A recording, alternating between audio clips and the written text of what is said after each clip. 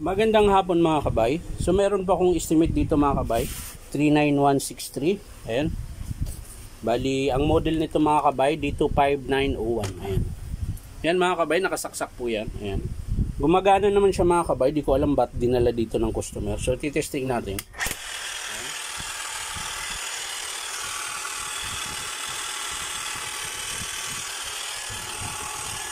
Testing natin yung variable mga kabay.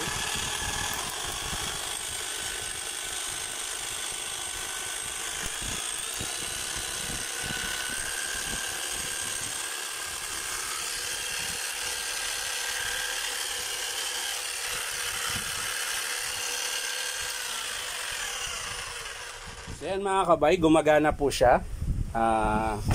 Pati yung ano niya, yung mararamdaman mo naman mga kabay pag inandar, malakas yung palo. So titingnan na lang natin mga kabay kung bakit dinala dito. Hindi kasi sinabi ng customer ko anong dahilan. So gumagana naman siya.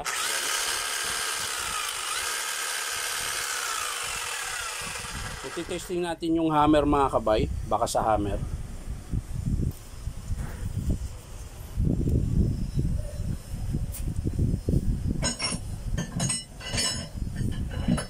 So mga kabay, lalagyan natin ng bala.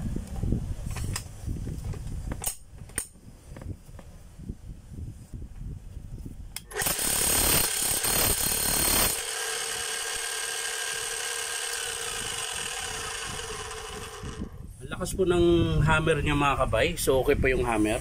Bali titingnan na lang natin yung sa carbon, baka mamaya maiksi na. So tara mga kabay, samahan nyo po ako.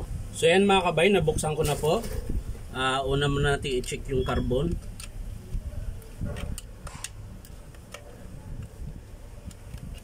Carbon.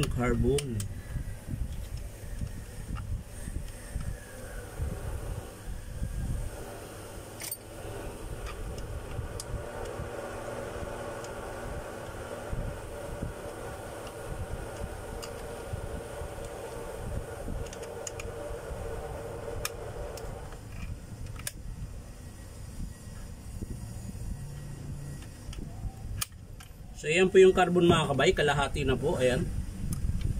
Kalahati po siya. So tingnan natin sa kabila.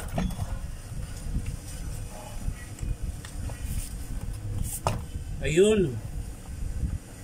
So kaya pala dinala dito mga kabay, ayan, papakita ko po sa inyo. Nakita ko na po ang dahilan kung bakit dinala ng customer dito. So papakita ko po sa inyo mga kabay ng malapitan.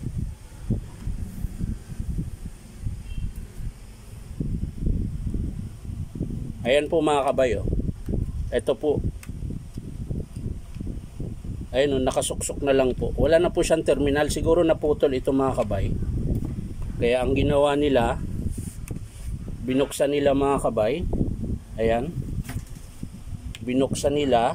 Tapos, sinuksok na lang yung wire. Ayan.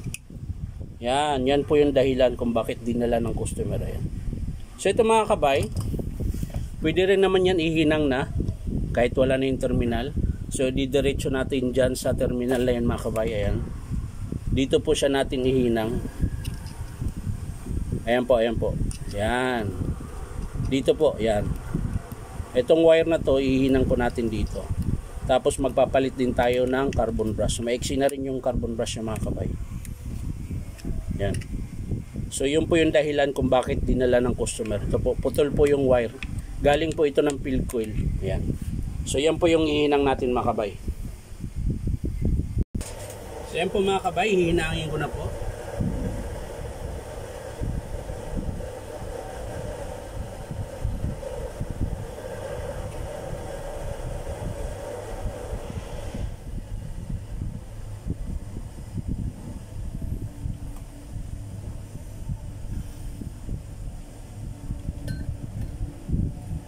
So ayan mga kabay, nahinang ko na po. Bali ito po yung carbon mga kabay, papalit natin.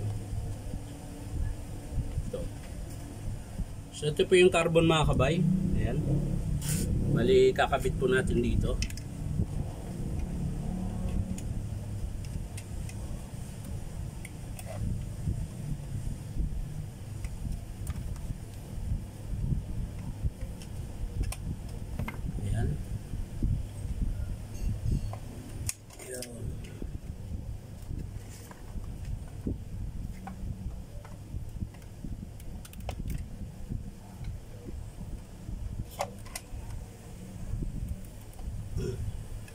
Sa mga kabay. Kabila naman mga kabay. Dito po.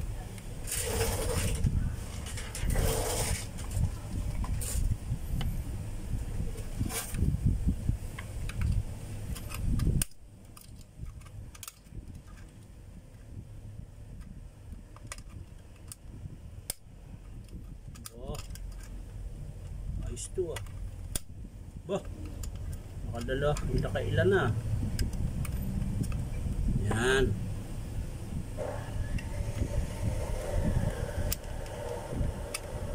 Yan.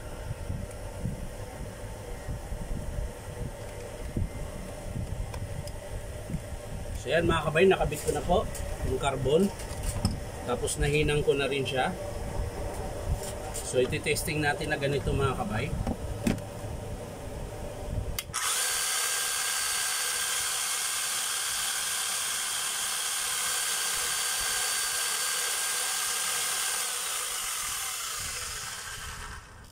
So yan mga kabay, sasara ko na para matesting ko po ng maayos.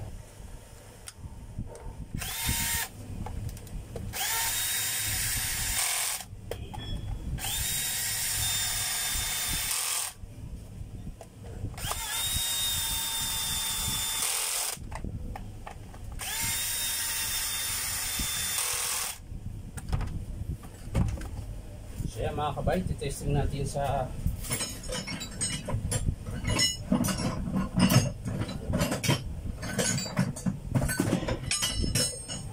wala pa. So ito po mga kabay, titesting po natin ulit sa hammer.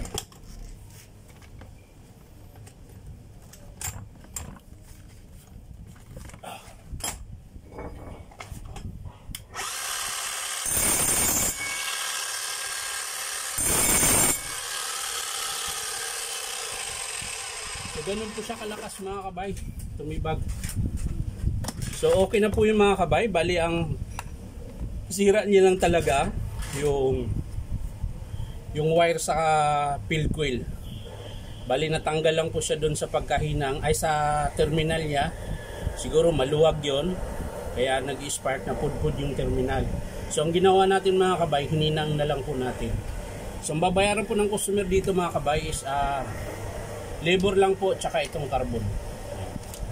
So yan lang po mga kabay, maraming salamat at syempre subscribe nyo po itong aking YouTube account na Inom Tabay.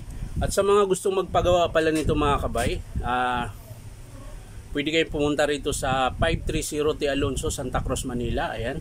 Hanapin nyo lang po yung Powerman Hardware. Ayan. So yan lang po mga kabay, maraming salamat. Bye-bye.